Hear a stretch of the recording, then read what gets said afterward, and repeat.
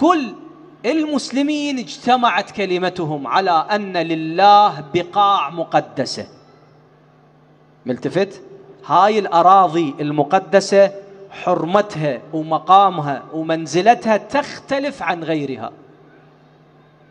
هل كربلاء منها؟ من الوديان المقدسة، من البقاع المقدسة؟ نعم، في رواياتنا بحمد الله الروايات كثر، وفيها من الكنوز والأسرار ما الله به عليم. في مصادر العامة أيضا، أنا أذكر رواية واحدة أكتفي بالإشارة إليها،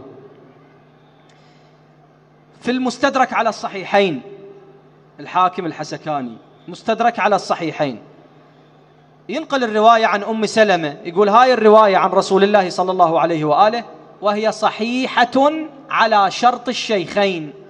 الرواية صحيحة على شرط الشيخين عند العامة، عند عامة المسلمين. شو تقول الرواية؟ أم سلمة تقول قال رسول الله صلى الله عليه وآله وسلم: دخل علي يوم أو هبط علي يوم من الأيام الأمين جبريل عليه السلام، ومعه تراب، قبضة تراب، فسألته شنو هاي التربة؟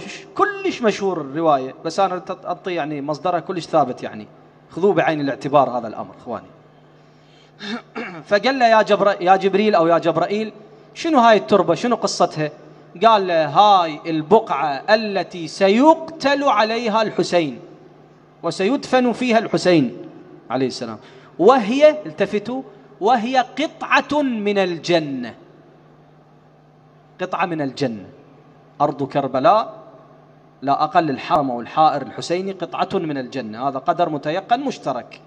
إحنا روايتنا الخاصة ما لنا علاقة الآن بها، بس كقدر متيقن مشترك عند جميع المسلمين أن الحرم الحسيني بنص حديث رسول الله الصحيح على شرط الشيخين هو حرم مقدس آمن من الجنة.